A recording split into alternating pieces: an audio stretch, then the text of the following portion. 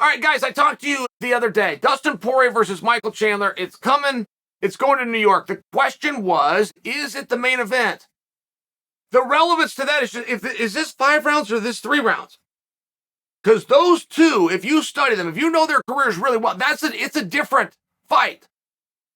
You might even have a different prediction for who the winner is going to be. It's a vastly different contest. Now, is it going to be the main event? We had the reasoning that it would because they announced the location and the date, and the first and only fight they attached to that was this one, which is generally the main event. Hold that thought, because Dustin Poirier's answered that question. He went on social media to let us know it's 5 rounds. Okay. It's the main event. Great, I got it. Well, not so fast. Ariel believes that they are still targeting that date for Adesanya versus Pereira, which would just mean that would be the main event because it's for the title. That moves Chandler and Poirier down, but Poirier has confirmed it's going to be 5 rounds. Now, we've seen this before. We saw this with Nate Diaz and Leon. They were not the main event. There was 2 title fights up that night, in fact. They put Nate and Leon for 5 rounds, and they win all 5 rounds. So there was a potential for 15 rounds just between the last 3 matches. I'm just reminding you. This isn't unprecedented. It has been done before. What do you guys think? Do you guys like that? Do you want more? Do you feel, hey, I'm getting more bang for my buck? It cost me the same amount of money and I could get 10 more minutes. Is that how you feel? I wouldn't begrudge it, but this one has always been interesting to me. This was roughly 2012. I think it was 2012 exactly, but I'm real close. I remember where I was in Westland, Oregon, in my truck, and I got a phone call from Steven Morocco. Steven Morocco is the one that told me the new policy is going to be moving forward. All main events are 5 rounds. If it's a championship fight, okay, great. Nothing has changed. If it's not a championship fight, but it is a main event, it's going to be 5 rounds. And I just remember at the time thinking and even voicing it to Steven, this isn't going to work. This is not going to hold. The locker rooms are going to revolt. They're not going to go out and do something for 60% longer under the same contract just because of the placement of their card. They could fight the same guy doing the same thing on the same card 1 match earlier and do it for 15 minutes. They're not going to do it in extra time. I just didn't think it would work. It did. And there has been guys over time that have spoken up about that, said something very similar to what I just said, but there probably wasn't 5 of them. In 10 years, there's probably not been 5 guys. I had that one wrong. Now, if we're going to change that policy yet again to any fight that we really like and we're going to add 10 minutes to it, what do you guys think about that? Is that a cool thing? Is that a good thing? Is that a helpful thing? And how do you get the athletes to agree? Like, what is that conversation like? Is there no negotiation? Is this a new deal, if you will? Dustin Poirier, and it's just a tweet, all I have to go off of his tweet, but he sounded very excited about it, as though he preferred it, and there are some guys that are like that. Nate Diaz comes to mind. If Nate could find a way to make it 8 rounds, he would. Like, there is some guys that are built for duration, and they see that as an advantage. The preparation for a 5-round fight is very different. The activity of a 5-round fight, it's very different.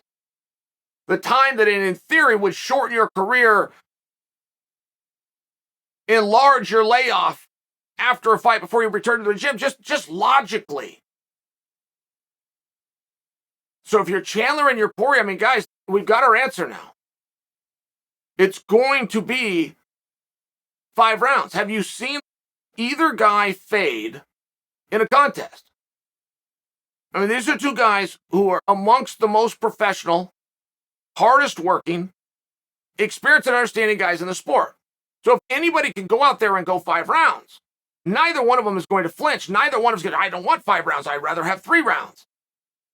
I don't want to work that hard. I don't want to risk that much. They're not going to be able to say it. We're going to have to look at evidence and then try to guess who that favors. Very hard for me to do. I just got this information. I just saw the tweet from Dustin Poirier right now. I'm going to need a little bit of time to think about that myself, but I cannot recall a time that I've seen either guy fade. Generally, the shorter the contest for a bigger and stronger guy, which is what Chandler is more helpful. Chandler is an exception. He's just an exceptional athlete and an exceptional competitor. But Dustin Poirier has been tested many times.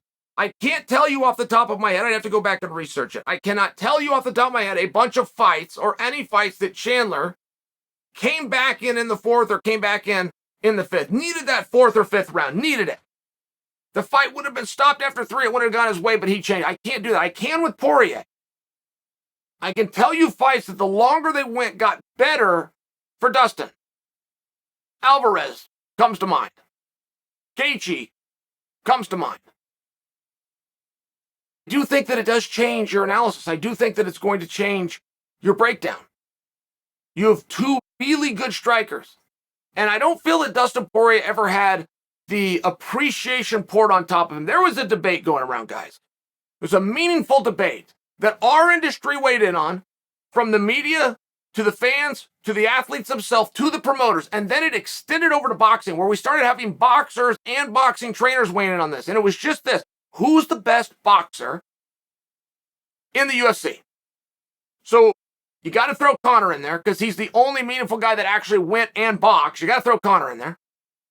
They then put in Max Holloway, and they had Dustin Poirier. It was these 3 guys. Dustin and Max got matched up, and it stayed on their feet, and Dustin dominated. But the conversation seemed to end.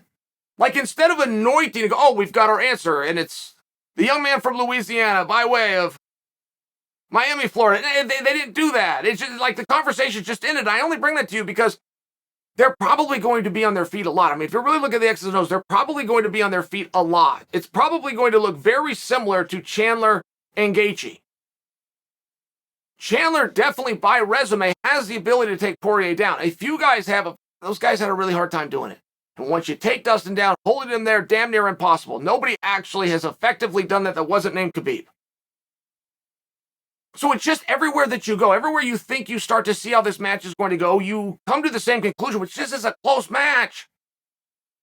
We've got one piece of clarity, right? It's going to be 5 rounds. We got another piece from Arrow that this card might even get strengthened more by finally getting Pierre and Adesanya. If that happens, this is going to be the card of 2022.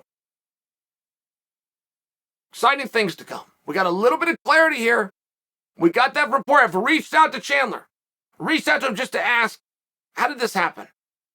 How did you get not a guarantee of main event status, but you did get a guarantee of 5 rounds? I'm personally curious. So I assume you guys will be. When I get that answer, I will be back to you.